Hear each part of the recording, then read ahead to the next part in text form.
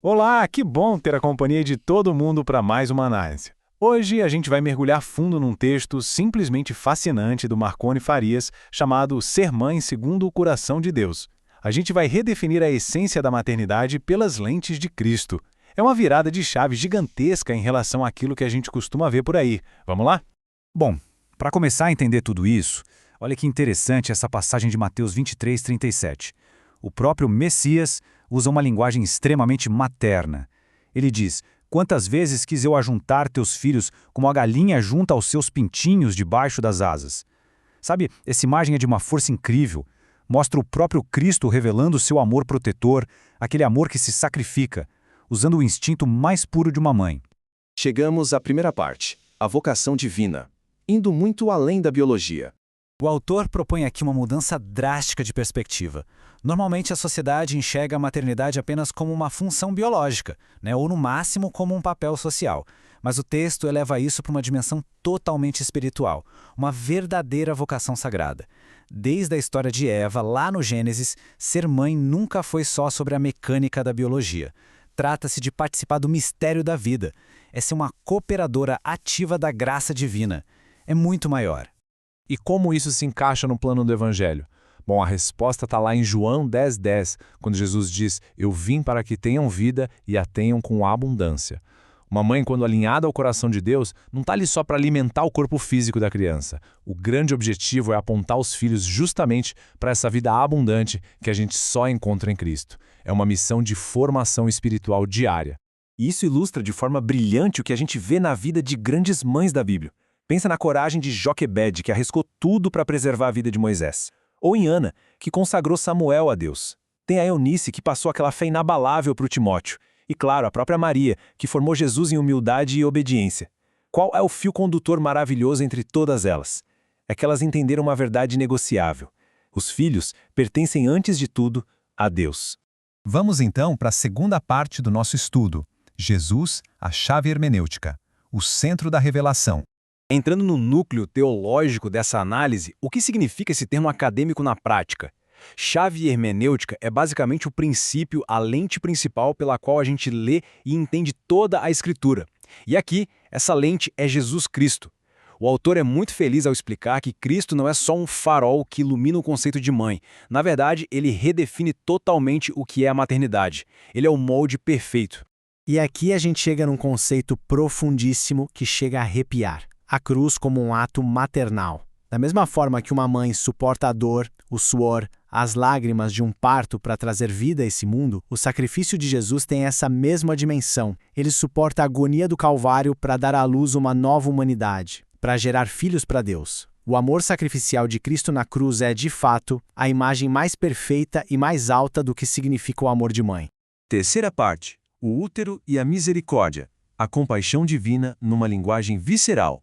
Toda essa teologia linda tem raízes muito antigas e profundas. Lá no capítulo 49 de Isaías, a gente encontra palavras de um acolhimento imenso. Pode uma mulher esquecer-se tanto do filho que cria? Ainda que esta se esquecesse, eu, porém, não me esquecerei de ti. É maravilhoso notar como Deus descreve o seu próprio amor. Ele ama como alguém que gera a vida, que carrega aquele peso sagrado no ventre e que, aconteça o que acontecer, jamais abandona aquilo que saiu de dentro de si. Agora, o que é realmente fascinante nessa ideia é uma conexão linguística lá no hebraico. Existe uma palavra chamada Hashem, que significa literalmente ventre ou útero. E sabe de onde vem a palavra hebraica para misericórdia? É Hashamim, que deriva exatamente de Hashem. Que descoberta incrível, né? A misericórdia de Deus, a compaixão mais profunda do Criador, é intrinsecamente e na sua própria raiz literária uma característica materna. Chegamos então à quarta seção, Maria, o exemplo máximo, o arquétipo da mãe cristocêntrica. Se a gente for buscar o maior exemplo prático de tudo isso, vamos encontrar em Maria.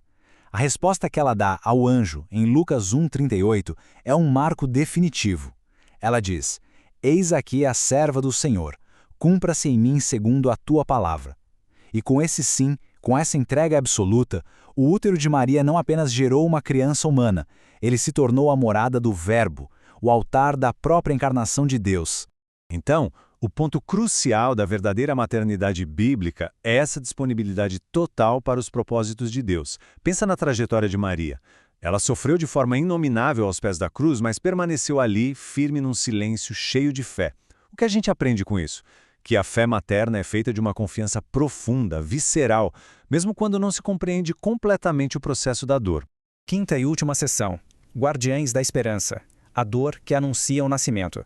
Olhando agora para uma visão mais ampla, o apóstolo Paulo diz lá em Romanos 8 que toda a criação geme como em dores de parto.